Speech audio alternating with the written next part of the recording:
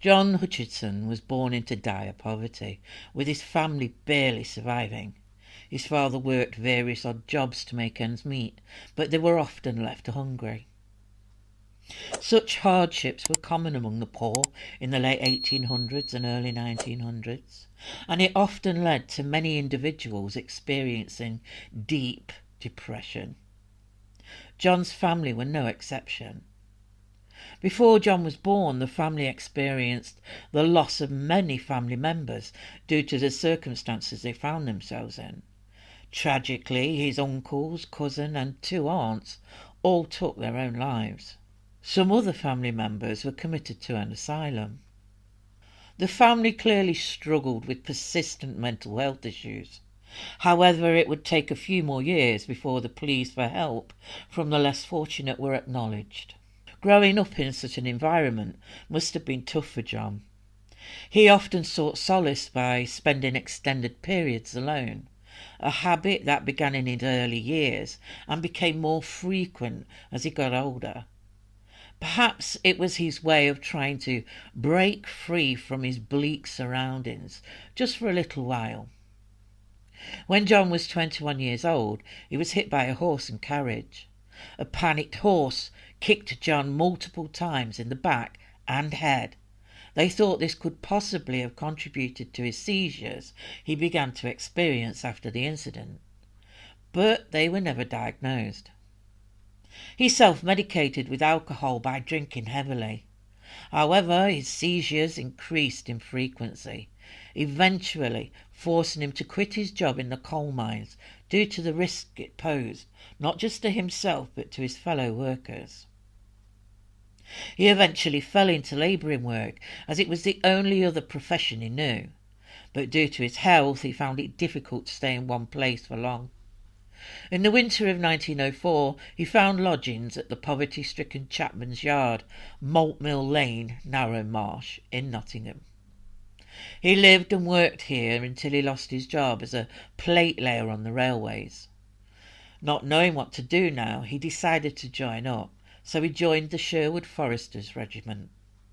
While at the Normanton Barracks, and after only 6 weeks, he had caused so many problems within the regiment that the regiment officers came to the conclusion that he was totally unsuitable and he was forced to leave. So by the end of January 1905, he once again found himself homeless and jobless. But George and Rose Matthews lived in Narrow Marsh, Nottingham. They had previously let Hutchinson lodge with them. Knowing that he was out of work but had a little money, they decided he could stay and help towards the rent. In the meantime, he would help babysit their 4-year-old son, Albert, while the father, George, looked for work and Rose went to do her laundry work. John and the young Albert were comfortable in each other's company and they seemed to get on. A week after his discharge from the Foresters on the 31st of January, he agreed with Rose and George to be back in time around 5:30 p.m. to put Albert to bed. George would be back soon after, and Rose informed him she'd be back from her work around 8 p.m. John would often go back out again when George returned. After spending most of the day drinking, John staggered into the Miller's Arms, where George Matthews had just entered before returning home. After seeing the time, he told John to get home and sober up, as he was supposed to be watching young Albert. When he got to the house, young Albert was in a playful mood. Hutchinson tried to calm him down. Unfortunately, Hutchinson wasn't in the mood for his boisterousness. It's not entirely clear why, but Albert picked up a poker from the fireplace and lashed out at Hutchinson. Hutchinson's response to this was beyond extreme. He grabbed the boy by the neck and slowly squeezed. The boy's body went limp as he took his last breath. Hutchinson then grabbed a knife from the kitchen and hacked the boy's head off. After kicking the head under the sofa, he began slashing and mutilating the boy's body before dropping him in front of the fireplace and walking out. At around 6:30 p.m, he returned to the Miller's Arms and ordered a pint. He spoke to George, telling him he was off to see his sister who had been sick, and he left around 7 p.m. An hour later Rose returned home. She saw a child laying on the floor close to the fire. Blood covered the room, and she screamed one of those guttural, heart-wrenching screams that pierced the air. Neighbours Thomas Rook and Joseph Heap ran to help the screaming woman as she ran into the street. Not able to calm her, they broke down the door of her home, and what they saw would live with them for the rest of their lives. Constable Tuxford was out on his beat when Hutchinson calmly walked over to him and gave himself up.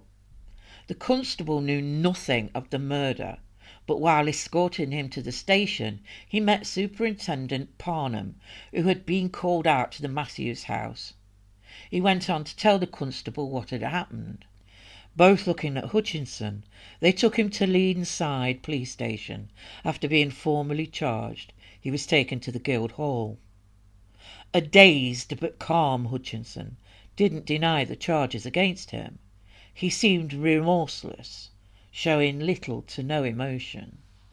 When Hutchinson was taken before the judge, Mr. Justice Phillimore, on the 9th of March 1905, his defence team, led by Dr. Tarashand, entered a plea of not guilty on the grounds of insanity. Tarashand thought this the best option when hearing of his family background and his state of health after the horse incident. Due to the severity of the attack on the boy, Hutchinson, it was claimed, must have been mentally unstable to commit such a terrible crime. Dr. Herbert Taylor had examined both Hutchinson after the act and had examined the boy, stating he saw no sign of insanity in Hutchinson, as he was able to tell him in detail what had happened. Nor had he seen any signs, after relaying that he had interviewed Hutchinson at some length. He went on to state that Hutchinson had known exactly what had happened, giving him as many details as he could. He showed no remorse, and he was conscious of what he had done, which was, to him, sufficient evidence he was not insane. Dr. Tarashand continued with his insanity theory, claiming that because of Hutchinson's family background with insanity in the family, it was possible that it had passed down to Hutchinson. He also claimed that Hutchinson had epileptic fits that had been made worse after he had been in an accident with the horse.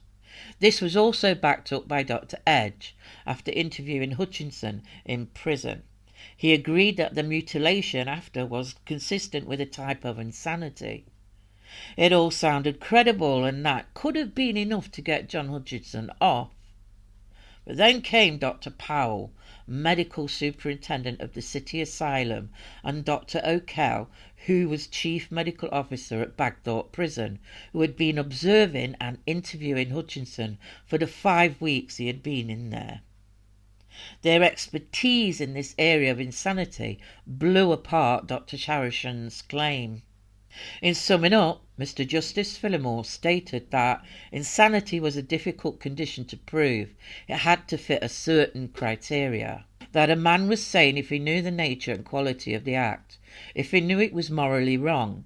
In other words, it must be proved by those who put forward the plea that he was so insane that he did not know the nature and quality of the act he was doing, in cases where crimes were perpetrated by epileptic maniacs.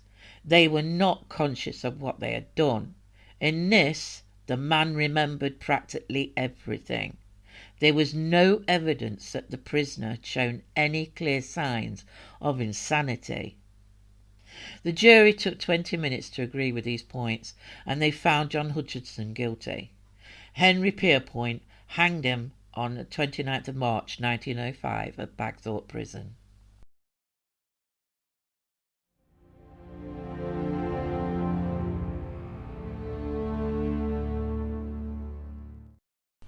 In May 1909, 30-year-old former soldier Samuel Atherley and his girlfriend of 7 years, 27-year-old Matilda Lambert, had been living in Bond Street, Arnold, Nottingham, for a number of years.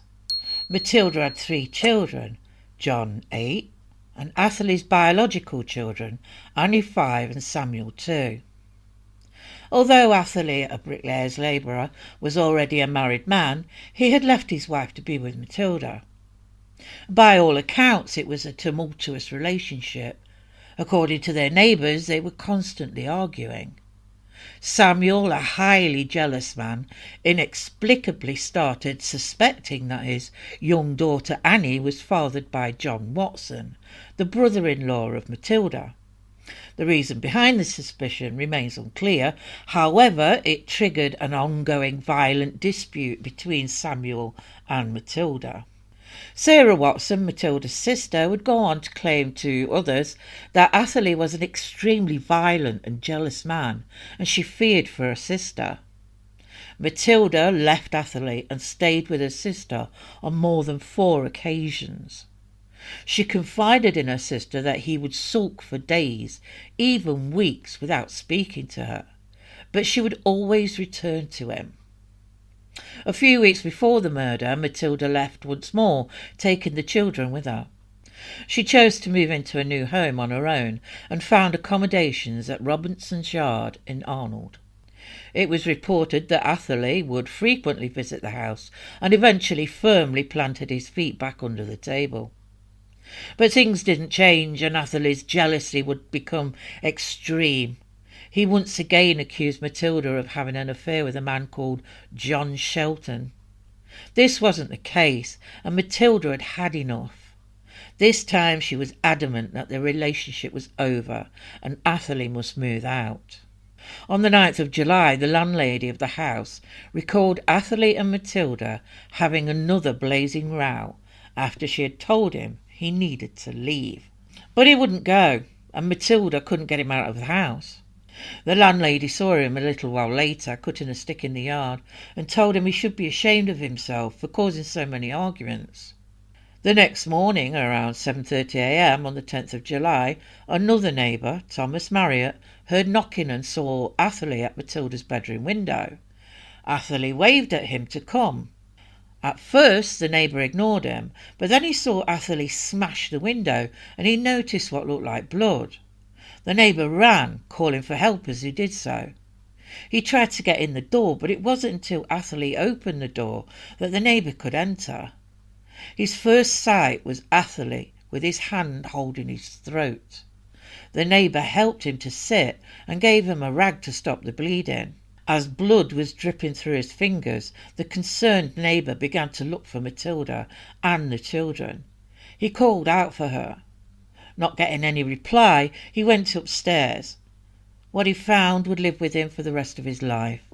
Matilda and Annie were laying on the bed with their throats cut, blood soaking the clothes that had been placed on their undressed bodies.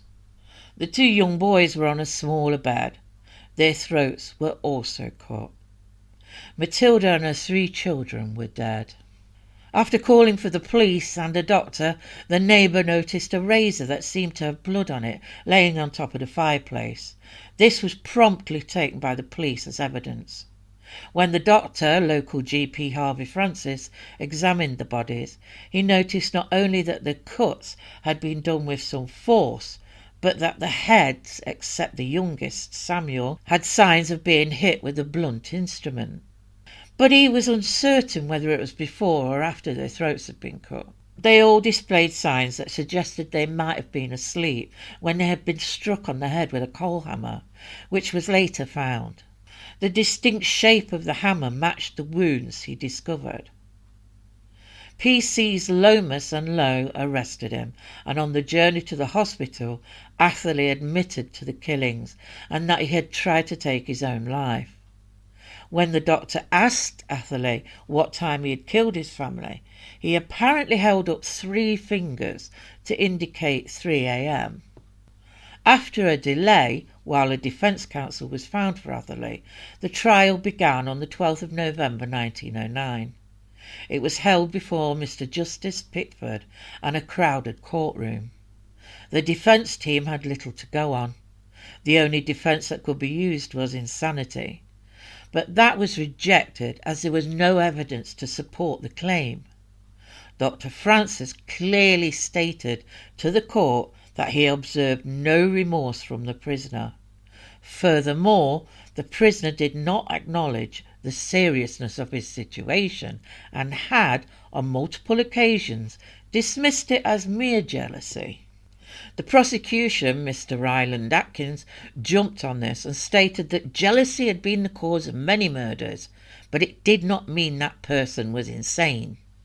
After hearing all the witnesses' statements and the statement that Atherley had given himself, admitting to the crime, the jury found him guilty. He was sentenced to hang and taken back to Bagthorpe Prison.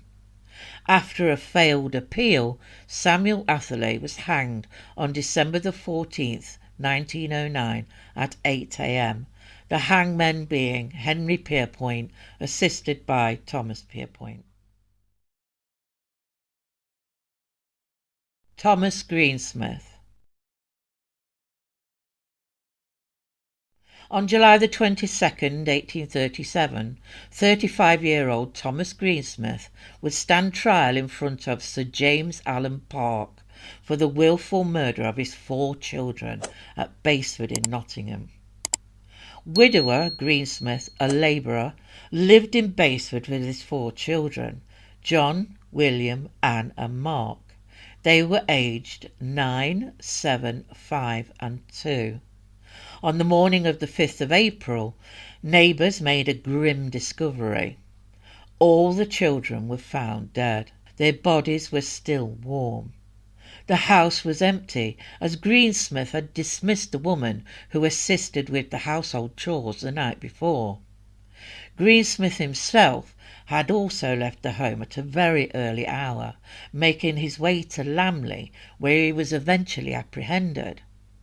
In his testimony before the coroner, Mr. Swan, Greensmith revealed a profound reasoning behind his drastic actions. He claimed that he felt compelled to commit the heinous act because he believed it was in the best interest of the children. Greensmith expressed deep concern that if the children were to survive, they would be left in a state of deprivation and need. Furthermore, he disclosed that he had been facing significant financial troubles, exacerbated by the threat of having his possessions seized by his landlord due to unpaid rent. These circumstances weighed heavily on Greensmith, adding to the complex motivations behind his tragic decision. He was found guilty and sentenced to hang, until 2 doctors, Dr. Blake and Mr. H. Attenborough, were convinced that the man was insane, so a representation of the case was made to Lord John Russell, the then Secretary of State, that his lordship commute the sentence to perpetual imprisonment. The backstory. Widower Thomas Greensmith had moved his family into a cottage in Basford, Nottingham. He had managed to get a job as a bleacher and placed his 9-year-old son in a rope yard. They earned a modest income that covered their needs. He made an agreement to prepare meals for his father-in-law, who would in turn pay him a weekly fee of 6 shillings. Anne Fryer, a woman in need of housing, found a suitable arrangement as a housekeeper for Greensmith. She managed household duties and cared for the children. However, unexpectedly in April, Thomas informed her that their agreement was terminated and she had to find another place to live, as he intended to hire someone else. On the 3rd of April, after eating supper with his father-in-law, Thomas went out for his evening drink. Later that night, Anne Fry was woken by the landlord's father and Mr. Woodward, demanding rent. She was shocked and asked him to wait for Mr. Greensmith to return home. He wouldn't wait, but just as he was about to leave, Thomas came home. As they stepped aside from Anne, Woodward informed Thomas that he must settle the rent arrears by 9 a.m. the following morning. There appeared to be a misunderstanding regarding the rent, as Thomas believed it was not due until the next Wednesday. An argument followed, and Thomas was told that if the arrears were not paid, Woodward would seize his goods and evict the family. That night, Thomas made Anne leave the cottage. Thomas Greensmith sat in front of the fire in complete darkness. At around 1 a.m, he took a candle and walked slowly to his children's rooms. He gently kissed each of them on the forehead, took a handkerchief from his pocket, and he slowly moved over to the youngest of the children, placed a handkerchief round her neck and took her life. Shaking from the shock of what he had done, he made the terrible decision, stated in his own words, "I might as well suffer for them all and take all their lives." He went back to the bedroom where one of the remaining boys was awake. Trembling in fear, he jumped into the bed where his two dead siblings lay. Greensmith went over to his son. William shouted, but this didn't stop Greensmith as he finished off the last of his children. The next morning, a young boy who worked with John went to knock on the door so they could walk together to work, as they always did. A neighbour saw the boy knocking a few times and thought this odd, as the housekeeper, Anne, would have opened the door by now. She went over and pushed at the door. It opened, and she made her way inside. She called out for Anne. There was no reply from the house at all. She began to feel something bad had happened. Walking into the bedroom, she noticed blankets covering small childlike shapes, and pulling back the blankets, she screamed and ran out the house crying for help. Dr. William Morley made an examination and confirmed all 4 children had been strangled. Where was Thomas? Thomas Greensmith had walked to Nottingham, then continued on to Lamley. He walked into a pub, the Robin Hood, where he knew the landlord, John Brownlow, who noted Thomas seemed dazed and a little confused. He had stayed in the pub with his friend until Brownlow's sister ran into the bar shouting about the murders in Basford. It was then that Brownlow realised what Greensmith had done. A shocked Brownlow quietly went out and fetched Collishaw, the local policeman. The policeman sat and talked to Greensmith, who told him everything he needed to know. At court on the 22nd of July 1837, the Honourable Sir James Allen Park presided over the trial at Nottingham Summer Assizes. Greensmith had no legal representative, so it was up to the judge to make sure he wasn't tried unfairly. The prosecution stated that they could only find him insane if he didn't know at that time what he was doing was right or wrong. Greensmith said, after the landlord had threatened to evict him, he feared for his children. He said, "I was not willing to part with my children, and I strangled them with my handkerchief. The threat that Mr. Woodward gave me caused me to do what I did." Henry Attenborough, the general surgeon to the county jail, was brought to testify. It had been his job to determine Greensmith's mental state while in prison. According to Attenborough, he saw something was amiss with the prisoner from the first time he saw him. He gave his testament claiming, "The pupils of his eyes were much dilated, and there was great anxiety and wildness about their expression, and that irritation had continued since. The tongue, too, was far from healthy, but in that peculiar state which indicates insanity. Judging from all of the circumstances of the case, was decidedly of the opinion that the man was insane at the time of the perpetration of the act." But the judge found this unacceptable.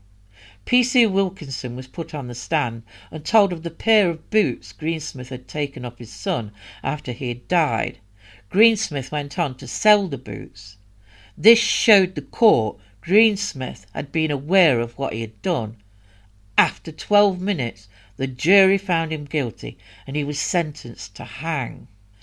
After some heated debates as to Thomas Greensmith's mental state, the doctors took the case to Lord John Russell, the then Secretary of State. His lordship commuted the sentence to perpetual imprisonment.